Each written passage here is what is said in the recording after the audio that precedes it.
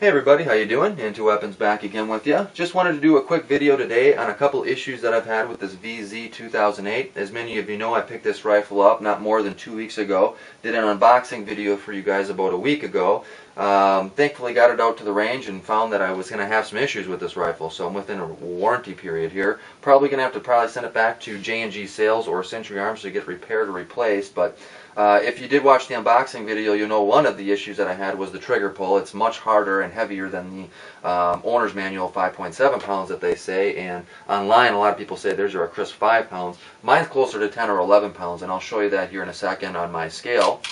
The second issue that we had is a complete failure of the trigger at the range yesterday when we were shooting some rounds for some test functioning. We had a complete failure of that trigger, so I wanted to get into that a little bit too.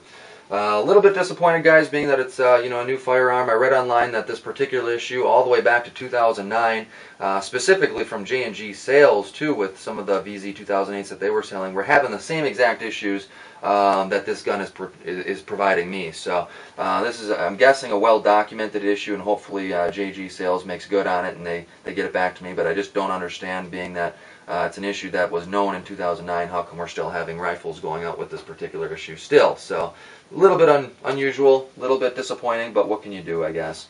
It's the process of buying firearms and building your collection, I guess. But we'll start with the trigger and the trigger pull and how heavy it is. This is my Wasser 1063. I just wanted to give you guys a comparison, or at least show that my scale is working. This Wasser 1063 has a Tapco G2 trigger in it, which is a very consistent 4 pounds pull, and I'll go ahead and show you that here. As you can see, my scale here is just a little cheap one. It's about $20. It goes from 0 to 8 pounds, and we'll go ahead and pull on that, and it was right at 4 pounds, and I hope you guys can see the markings on that scale.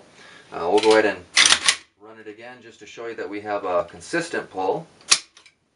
And yep, right again at 4 pounds there. So you can see the scale works. It's a 4 pound pull on this Wasser 1063, which is about right for a Tapco G2. This VZ2008, per the owner's manual, is supposed to be 5.7 pounds.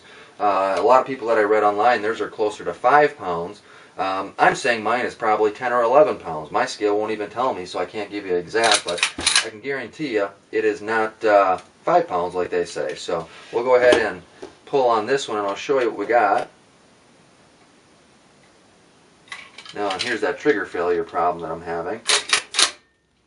That'll be the next issue we'll go over. Hopefully I can. Yeah, still doing it. And I think I got it to engage that time. There we go. And you can see I'm off the scale. My scale goes to 8 pounds. And it's still, I was tugging on it pretty good after we maxed her out. So, again, I'm thinking probably closer to 10 or 11 pounds. Definitely not 5.7 pounds like they say. And again, I'm way off the scale there. So, there is no question in my mind that this is not 5 pounds, or 6 pounds, or even 8 pounds. So, that's the one issue I have, and I'll mention that to J&G Sales or Century, whomever I got to send it back to. The second issue, as you can see there, as I was trying to give you a trigger pull, is the failure of the trigger group.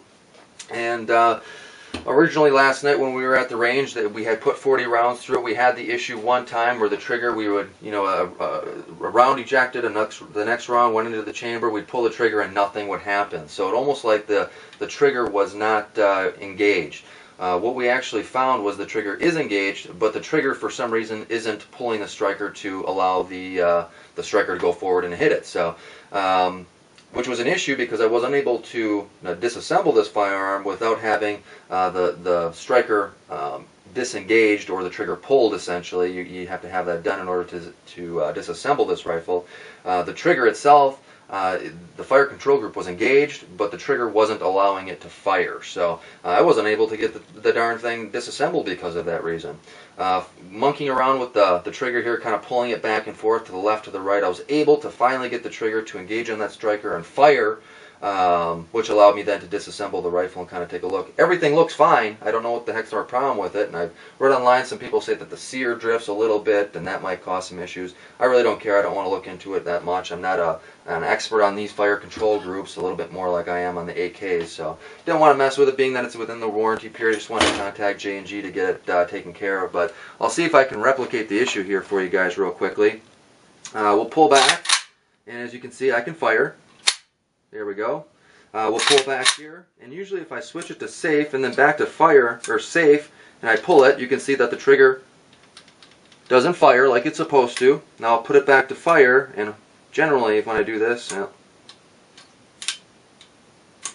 generally, now see, now it's going to work.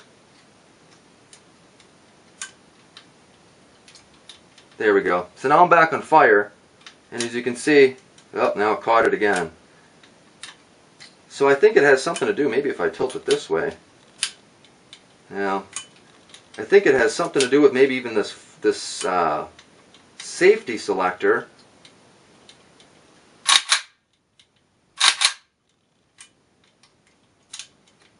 But I can feel that something is loose in there, and it's not catching that. Now see, there we go again. It didn't pull once, and then it went back to pulling. So there you go. I got it all the way back. I got in the fire position. As you can see, I got the trigger all the way back. Now I let it forward and back. It's still not working. You know, moving around that fire into the fire position there. Still not working. Back to the safe position. Back to the fire position. Oh, and now it finally caught it. And now I can fire it. So there's definitely something loose in here in this fire control group. I have no idea what it is, but it's definitely not right. And when you got a firearm that doesn't function like that, we have to send it back and get it fixed. So, like I said, it was a documented issue, and they've known about it since 2009, so hopefully it won't be that big of a deal. I'll put updates to kind of the situation down in the description of this video, guys, so you can kind of check back and see what the updates are on it and how I'm getting handled by J&G or Century Arms, whomever I got to deal with. So, I appreciate you guys watching. If you have any questions, let me know. If any of you have experienced this with a VZ2008 that you've had or fired, let me know. Otherwise, I appreciate you watching, and until next time, take it easy.